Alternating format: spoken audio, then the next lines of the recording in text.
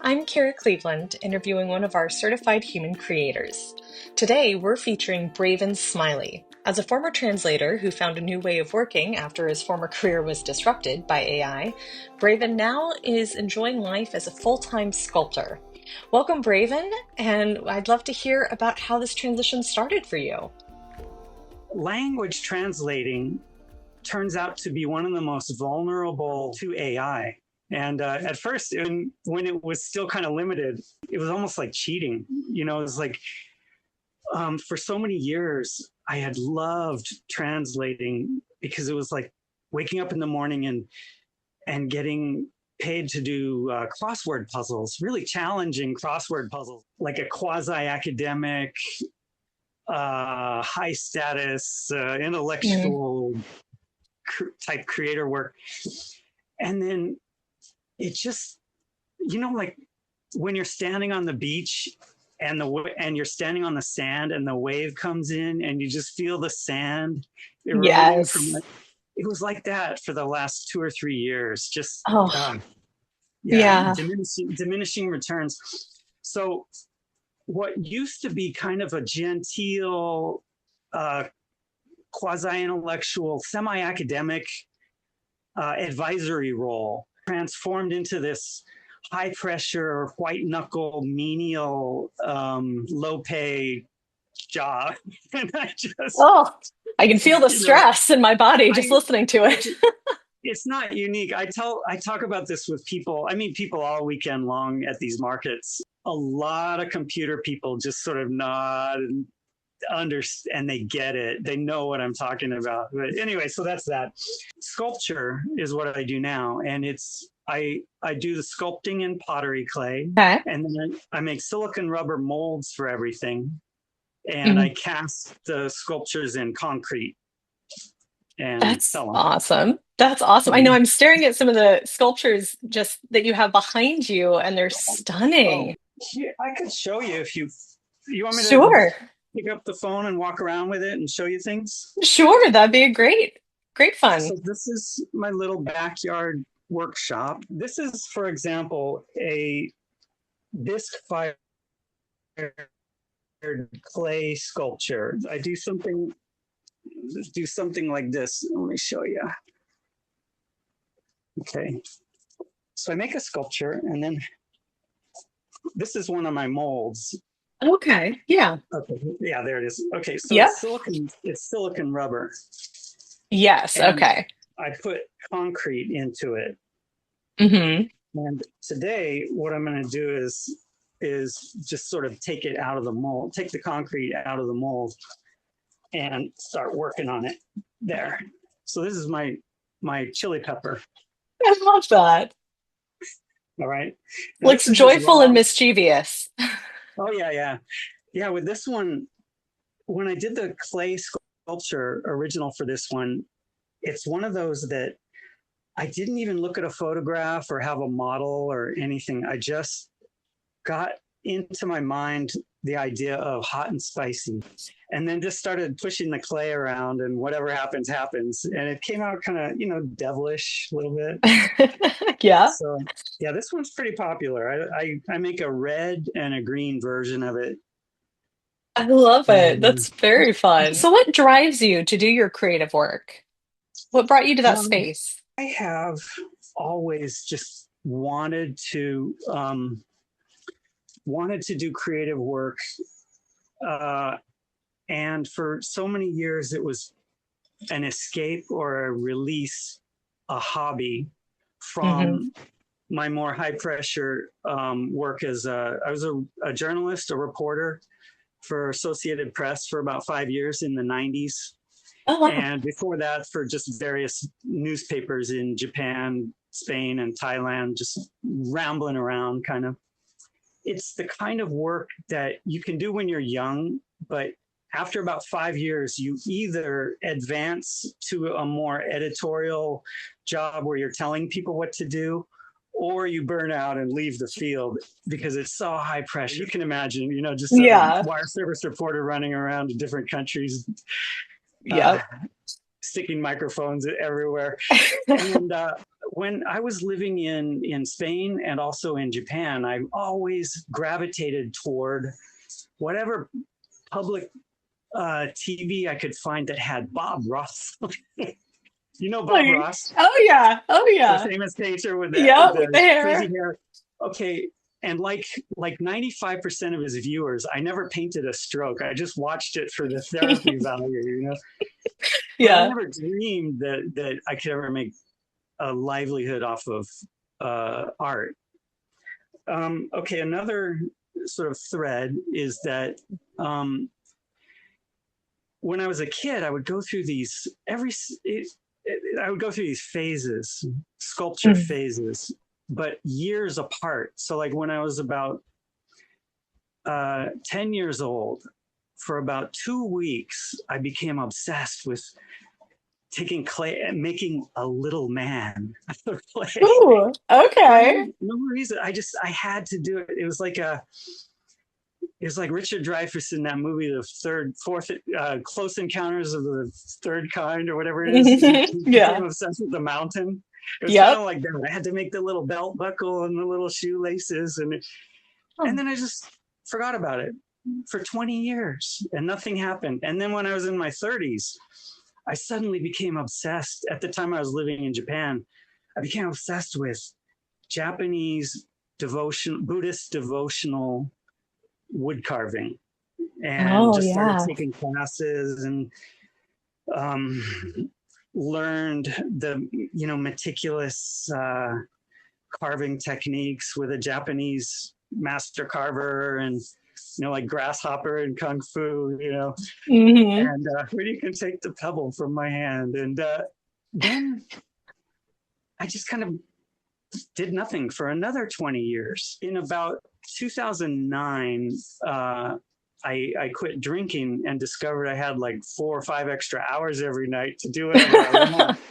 And I Sure. discovered clay and just started sculpting clay on a regular basis as a routine every night for like 3-4 hours, 10 to midnight. And whether I created anything good or not, I just gravitated towards it. And it's that routine that it just sort of incorporated it into my life, and it just became pretty productive, but not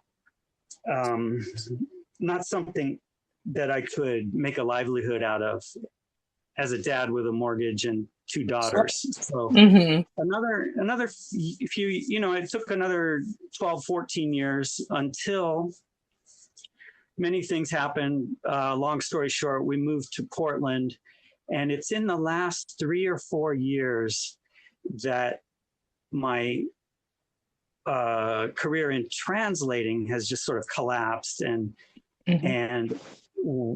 it turns out traumatic, as you know how traumatic career change, Yeah, involuntary career changes can be. absolutely. It's a good thing, because when you, as a dad with a mortgage and 2 daughters in college, I need absolute security and livelihood. You know what I mean? As a business, I needed sort of this, I call it a kick in the pants, just because you can't just like go and become an artist. This is not responsible. So anyway, a couple of years ago, I said, well, it's already my hobby, so why not just put everything I can into it? And I started just practicing in the backyard with I bought a tent and practiced putting it up. Then I made some little display grids for my sculpt that I could hang my. I practiced sort of setting up in the backyard, and then I signed up for a lot of in the Portland area. I noticed there are a lot of small local farmers markets that will take any. All you got to do is sign up and say hi and be cool, and they would love. It's like 7 people in a parking lot with a few tents, and it's so much fun. Whether you sell or not, you're just talking to people from the neighborhood all day. And I did that for about a year at a lot of different farmers markets, starting with my neighborhood farmers market Hmm. just to learn how to do it. How to put up a Yeah. tent, how to Yeah. bundle things into the car and drive drive to the place. There's 1,000 little things to learn. Then I applied and I got into the Portland Saturday Market, Hmm. and then my favorite now is the Vancouver Farmers Market. Oh, So that's my main market now, Vancouver Farmers Market, kind of a bigger farmers market. Yeah. okay, cool. Well, that's good to know where Does to that find answer your you. question? Does that Oh, answer and your question? it does, and so much more. I appreciate how generous you are with, Yeah. the story of how you really got to being a full-time artist and everything that led up to it. I'd love to know and have a little bit of fun, in hearing what is it like when you're in your flow state? Like what does that feel like? Or how do you usually get into that? Okay.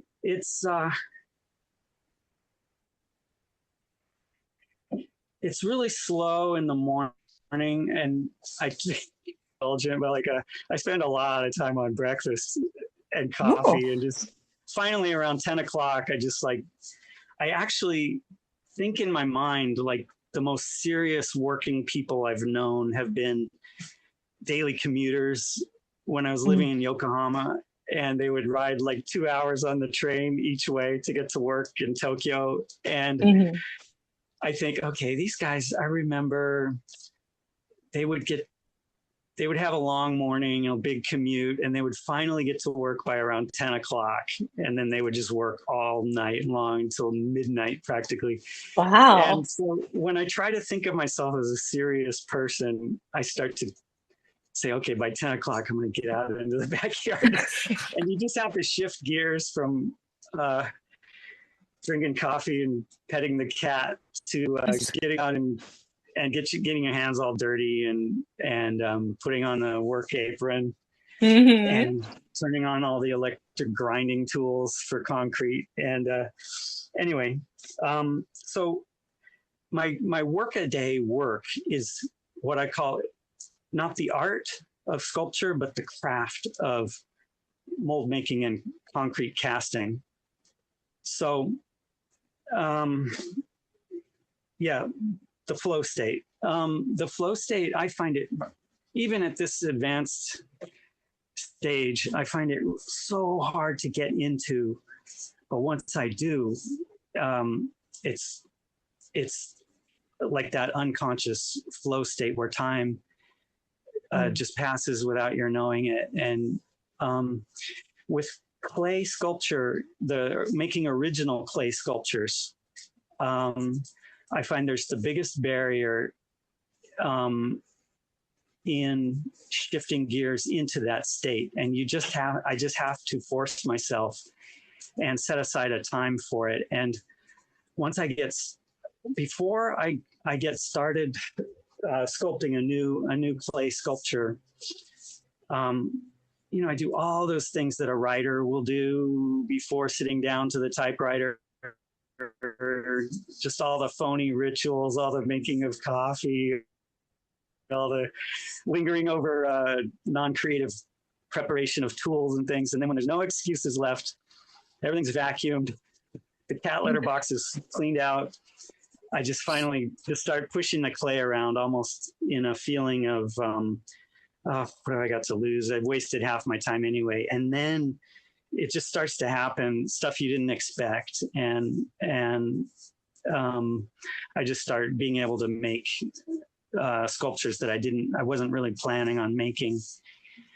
So that's the That's best I really can describe it. But like shifting gears, or I'm sure, I think as a writer, you'll understand. Don't you? sure. Well, and Have yeah, that? and I think it's interesting. Sometimes it's just about starting to work with the medium, right? Yep. And Yep. and even if you don't have a direction, it's just the act of working with it slowly pulls you in to Yep. starting that creative process. Yeah. Yeah, Yeah. that's what I'm You hearing. set the bar low. It's like sketching. If you start off thinking the first mark you have to make on the paper has to be Leonardo da Vinci on the first try, you're just not going to do anything. But if you just think, I'm going to close my eyes and start scribbling, and then just see like like Yeah. when you look at a cloud and you see a face in the cloud, see if a face starts to emerge from this markings I'm making on the paper. I love Is that. yeah, I totally or as understand. a writer, you probably like you start writing your character and then you wait for your character to start behaving and you just Mm. describe that behavior. A lot of writers talk like that about their characters, you know. Yeah. Yeah, I can definitely So see that. it's all about just getting started no matter what. Okay. I like that. Oh, Have you made so something that surprised you? yeah. Yeah, all the time. It just happens all the time. I usually make something I didn't, what I was planning to make. I usually get a vague, I don't make highly determined sketches and then models and then big sculptures. I do it the other way around. I get a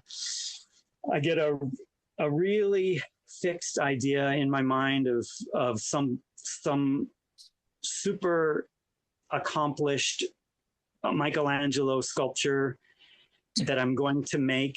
I call it Hmm. trying to be Michelangelo on the first try. And then Okay. I sit down and I make one of those art student looking sculptures that is overly measured and too detailed, but uninteresting and really boring.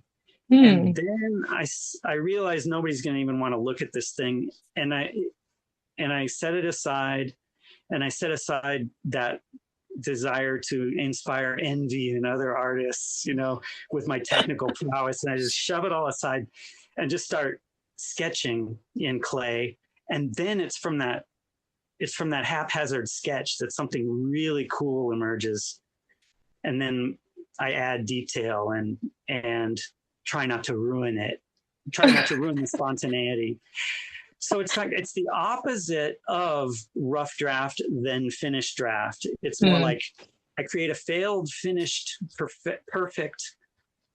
perfect piece of art that I've lavished time and effort on that's Hmm. really boring, and then I make the spontaneous one that's going to be the keeper.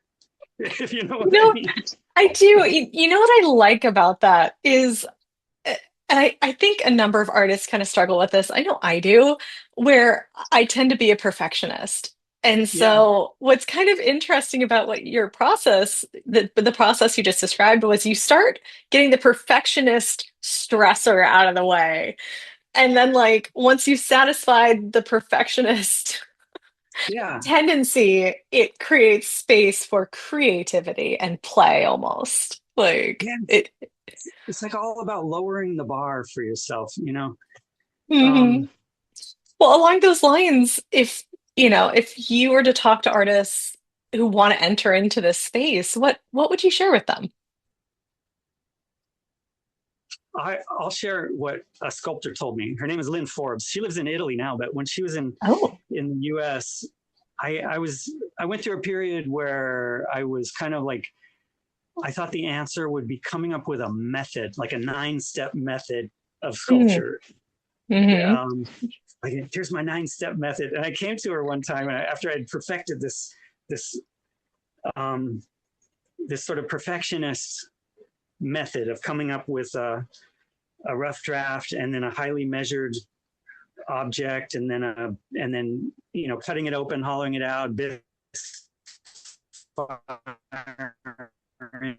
it, and then blah blah blah.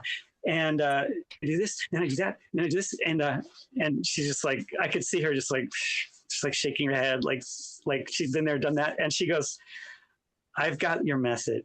It's a 2-step method, and it goes like this." And she's a really experienced sculptor, Mm.